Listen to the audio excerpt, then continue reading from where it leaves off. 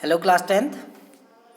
आज का जो हमारा टॉपिक है वो है मेंडलीव की आवर्त सारणी की क्या क्या उपलब्धियां रही और मेंडलीव की आवर्त सारणी में ऐसी कौन कौन सी उसकी सीमाएं हैं या उस आवर्त सारणी में ऐसी क्या कमी रह गई जिसकी वजह से वो आवर्त सारणी फेल हो गई। फेल क्या हो गई कहने का मतलब है कि वो सर्वमान्य रूप से लागू नहीं हुई। उसके बाद फिर आधुनिक आवर्त सारणी आई, तो हम बात करने वाले हैं उसी के बारे में। पहला पॉइंट देखिए आप। पहला बिंदु ये है, ये कहता है कि इस सारणी के द्वारा भिन्न भिन्न तत्वों के भौतिक और रासायनिक गुणों का अध्ययन सरल हो गया। उपलब्धियां क्या थी पहले कि मेंडलीव से पहले जो एलिमेंट थे, जो तत्व थे, उनका अध्ययन करना आसान नहीं था क्योंकि वो अव्यवस्थित थे।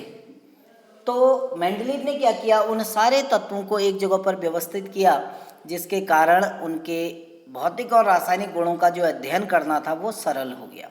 ठीक है ना। दूसरा पॉइंट क्या है, मेंडलीव ने ऐसे तत्वों को जिनका परमाणु द्रव्यमान थोड़ा सा अधिक था उन्हें थोड़े से कम परमाणु द्रव्यमान वाले तत्वों से पहले रखा ताकि एक समान गुण वाले तत्वों को एक ही समूह में रखा जा सके। अब इसका मतलब क्या है, देखिए मैं इसको बताता हूं। मेंडलीव ने किया क्या था कि जिस तत्व का परमाणु क्रमांक 63 तत्वों में से जिस तत्व का परमाणु क्रमांक कम था उसको पहले रखा, उसके बाद जिसका थोड़ा ज़्यादा था उसको यानी बढ़ते हुए क्रम में रखा, परमाणु भार के बढ़ते हुए क्रम में। लेकिन कहीं कहीं पर उन्होंने ऐसा सामंजस्य बैठाया कि जिसका परमाणु द्रव्यमान अधिक था उसको जिसका परमाणु द्रव्यमान कम था उससे एक स्थान रख दिया पहले। जैसे उदाहरण के लिए आपको बताता हूँ, एल्यूमिनियम जो है उसको सिलिकॉन से पहले रखा गया है, जबकि नियम के अनुसार सिलिकॉन पहले होना चाहिए था, एल्यूमिनियम बाद में होना चाहिए था। ठीक है ना। ऐसे ही कोबाल्ट निकिल से पहले रखा गया है, जबकि निकिल का जो द्रव्यमान है, निकिल का द्रव्यमान और कोबाल्ट के द्रव्यमान में यदि हम देखें तो निकिल का द्रव्यमान कम होता है, कोबाल्ट का द्रव्यमान ज़्यादा है। तो होना क्या चाहिए था कि निकिल पहले होना चाहिए था, कोबाल्ट बाद में होना चाहिए था। लेकिन ताकि तत्वों के अध्ययन में सुविधा हो, उन्होंने अपने जो आवर्त सारणी थी उस आवर्त सारणी में ऐसा सामंजस्य रखा कि जिनका परमाणु द्रव्यमान ज़्यादा था उनको पहले रख दिया और जिनका परमाणु द्रव्यमान कम था उनको बाद में रख दिया गया। ऐसा इसलिए किया गया ताकि एक समान गुण वाले तत्व एक जगह पर रहें। ठीक है ना। तीसरे पॉइंट का सार बताता हूँ। ये कहता है कि जो मेंडलीव थे उनको एक प्रकार का भविष्यवक्ता भी कहा जाता था। भविष्यवाणी की थी उन्होंने। क्या भविष्यवाणी की थी कि मेंडलीव ने अपने आवर्त सारणी में कुछ स्थान खाली छोड़ दिए थे बीच बीच में। अगर आप मेंडलीव की आवर्त सारणी को देखेंगे अपनी किताब में तो आप देखेंगे वहाँ पर बीच बीच में कुछ स्थान खाली छोड़ दिए गए थे। वो खाली क्यों छोड़े थे? उन्होंने कहा था कि भविष्य में अगर कोई नया तत्व आएगा तो उसको यहाँ पर रखा जा सकेगा, ताकि उनको पहले से ही मालूम ये था कि भविष्य में कोई ऐसा तत्व आएगा जो इस स्थान पर रखा जाएगा। तो क्या था तीसरा पॉइंट? मेंडलीव ने अपने आवर्त सारणी में कुछ अंतराल छोड़ दिए थे, गैप छोड़ दिए थे, क्योंकि उन्हें अंदेशा था कि कुछ और तत्व जिनका अभी तक आविष्कार नहीं हो सका वे उन स्थानों को ग्रहण करेंगे। यानी उन्होंने जो तत्व उस समय थे ही नहीं उनके लिए भी जगह छोड़ दी अपनी आवर्त सारणी में।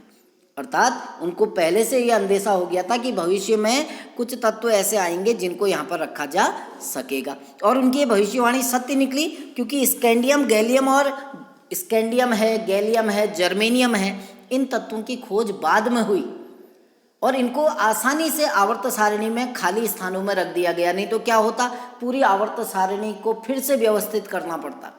उन्होंने ऐसा नहीं किया, उन्होंने कुछ स्थान खाली छोड़ दिए ताकि भविष्य में कोई नया तत्व आएगा तो पूरी आवर्त सारणी को बिना बदले उनको खाली स्थानों में रखा जा सकता है। चौथा पॉइंट देखिए, हीलियम, नियॉन और ऑर्गन जैसी गैसों को जिनका आविष्कार बाद में हुआ वर्तमान क्रम में बिना किसी छेड़छाड़ के एक नए समूह में स्थान दिया गया।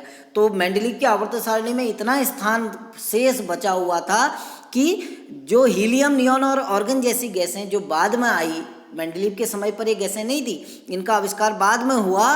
तो जब इनकी खोज बाद में हुई तो बिना आवर्त सारणी में कोई बदलाव किए इनको अलग से स्थान दे दिया गया। ठीक है ना। ये सारी मेंडलीव की आवर्त सारणी की उपलब्धियां थी। अब इसके साथ साथ मेंडलीव की आवर्त सारणी की कुछ सीमाएं भी थी, उसमें कुछ कमी रह गई थी जिसके कारण वो सर्वमान्य रूप से मान्य नहीं हुई।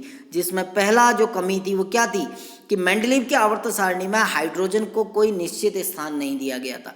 सारे तत्वों को एक निश्चित स्थान दिया गया, लेकिन हाइड्रोजन ऐसा तत्व था जिसको कोई एक निश्चित स्थान नहीं दिया गया। उसको जो सोडियम, पोटेशियम, लिथियम, ये जो क्षार धातुएं हैं इनके साथ भी रखा जाता है, और जो हैलोजन है क्लोरीन, फ्लोरीन, ब्रोमीन, तो वहाँ भी रखा जाता है, इसलिए इसका कोई स्थान निश्चित नहीं था।